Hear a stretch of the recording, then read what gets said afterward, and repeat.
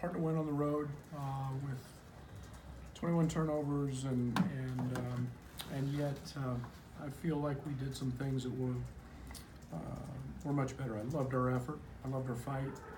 You guys now know why I say I like this team a lot. I mean, this team continues to grow. I love the start of the game, establishing Georgie on the block. Georgie's proven that he can score against the best players that this country has to offer, and very pleased with Adonis and what he gave us tonight. And I thought his competitive spirit was tremendous, and it was a tough night for Trent, but you want to give Indiana a lot of credit. And I thought the game was decided the last 3 minutes of the first half, some poor execution on our part, and then the start of the second. That started from the inbounds pass to the next pass, and then it was Romeo, 8 or 10 straight points. But again, it's a lot of credit to Indiana, and they played well enough to win. And yet, I feel like if we continue to do that tonight, we're going to win games in this league. What happened with Georgie? What was the change after he got going? I think it's an emphasis. I think it's a priority for us to miss him. The one thing we have in our offense is so many opportunities to get him the ball, and it's not him. If you watch Georgie's footwork and his ceiling and his post-ups, he does it whether he gets it or not. And it's the other guys continuing to look for him. And Georgie's a really good passer. He's going to be unselfish if he catches it, but his mindset was tremendous today, and yet we had stretches that we didn't get him the ball.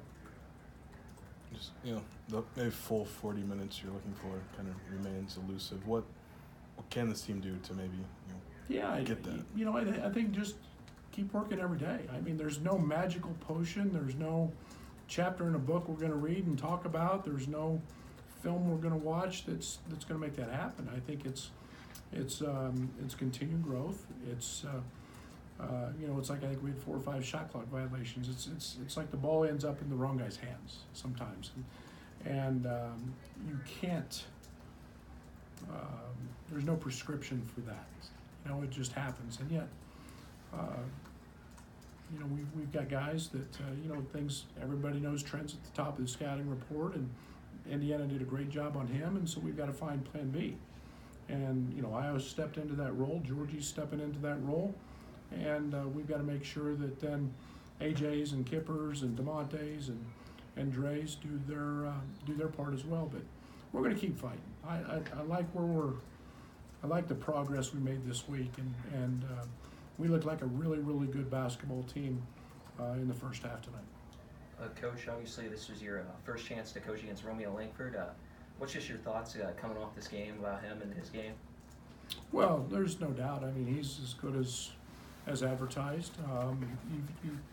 You physically probably, don't see many freshmen with that type of body. I give him credit for it's deceiving sometimes when you watch him on film and seeing him on the circuit. But he's really, really athletic, and he's so powerful. He allows him to be a great, great finisher.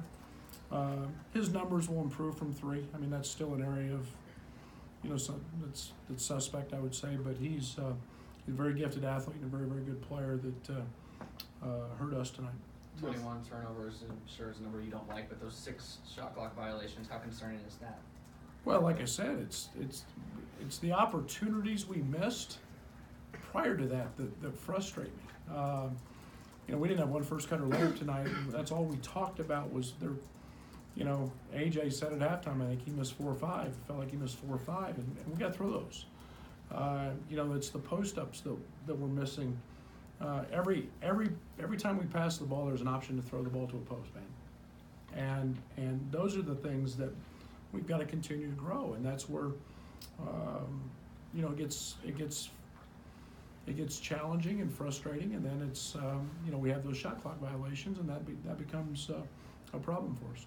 You guys had that 25 to 15 lead in the first half, and then by about the 9-minute mark in the second half, it was 55-40 them. Was that something they did that got you out of sync, or was that just a lack of execution? No, I think both. I think give Romeo a lot of credit. Romeo was pretty dominant in that segment. I think that, like I said, the last 3 minutes of the first half, we didn't execute. We had 3 or 4 plays we just botched execution, and then the start of the second half was really the difference. And then we kind of settled in a little bit, and in a night where I don't know, did Kipper score? Kipper had 2, and AJ had 2. We continue to fight and grind a little bit, but again, Georgie's got to get more touches. AD's got to get more touches, and then we can play off that a little more. Second straight 20-point outing for Io. What are some things that you're kind of seeing work well for him on the court that maybe weren't a few weeks ago? Well, I don't think there was any problem 2 weeks ago. I think he played in foul trouble in a couple games that, you get out of rhythm, and I think he's finding a rhythm. I think he and Trent are continuing to grow, and Dre, and they're able to play off each other a little bit. And Io's proven he's a very, very good perimeter shooter, and he's knocking shots down. We're running actions to him, or trying to, and that becomes another piece. His consistency. You put that with Trent, and you put that with Georgie, and now we start cooking with gas a little bit, and that's something that I feel pretty confident about. That he's relaxed, he's understanding what we're doing, and that's positive. You mentioned Aaron said he missed a few of those cuts at halftime. Is that encouraging that these guys are seeing this kind of in the moment? They don't need you guys to remind them, or how do you look at that? Missed opportunity, but it's one thing to see it; it's another thing to process it and make it happen. And that's we got to continue to work on that. It takes time, and it's not always easy, and yet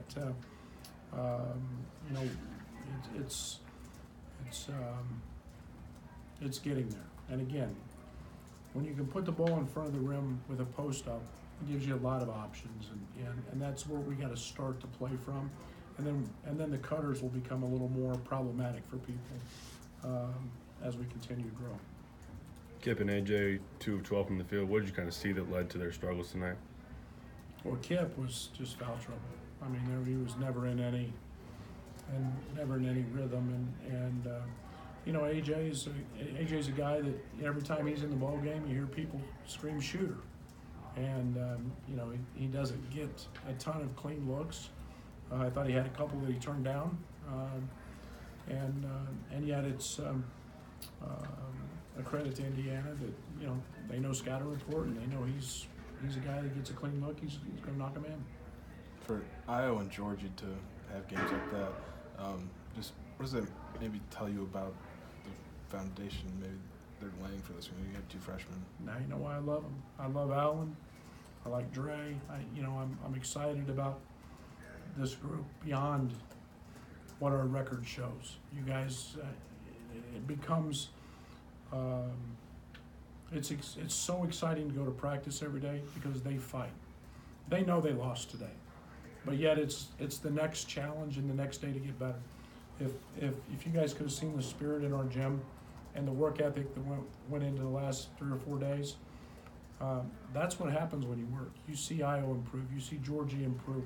Allen's had great practices and got a couple clean looks, and those will start going for him as well.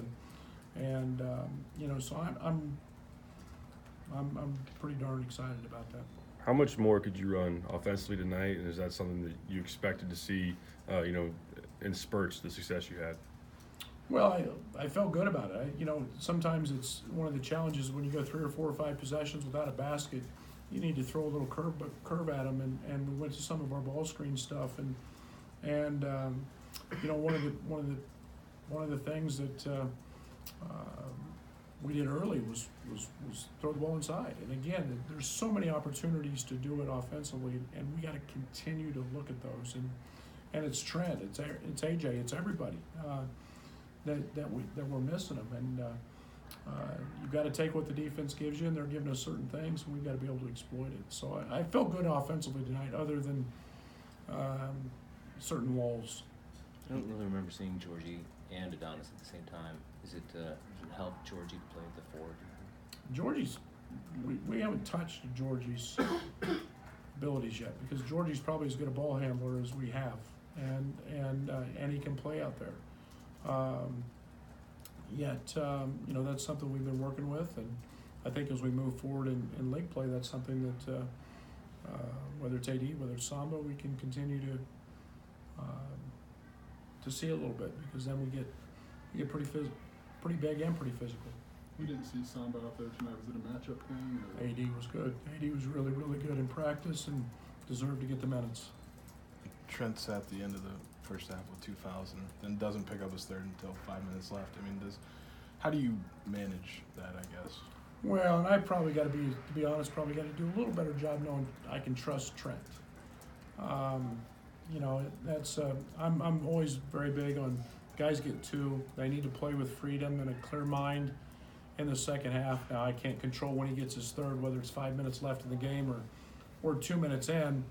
You know, and if that backfires, then you're in trouble. I left Dre in with 2, and but yet I said he and Kipper, and you know, I like those guys to have some freedom and a clear mind in the last half, and not have to worry about if I get another one, I'm going to the bench. So, but Trent, I trust, and I've got to get.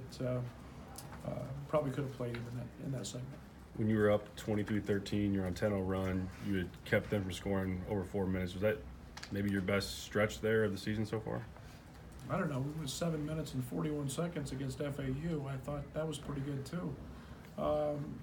You know, again, it's people make adjustments, and I thought we did some good things.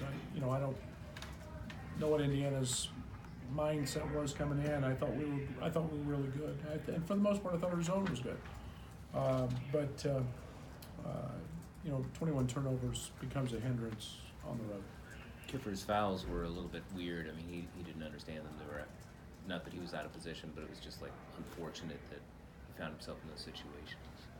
Yeah, and I mean there are nights like that, unfortunately, and I mean they happen to the best of the best, and tonight was unfortunate for Kipper, and you know, he tried to take a charge and had his heels on the arc, and you know, then got a block trying to guard Morgan out of the corner, which you know, those calls go either way, and they went against him, but he's had a good week of practice, and we'll expect that again tomorrow. When DeMonte hits those, Let's take this last question. When DeMonte hits those open 3-pointers, how much does that kind of spread out the offense and kind of help keep that defense honest? A lot.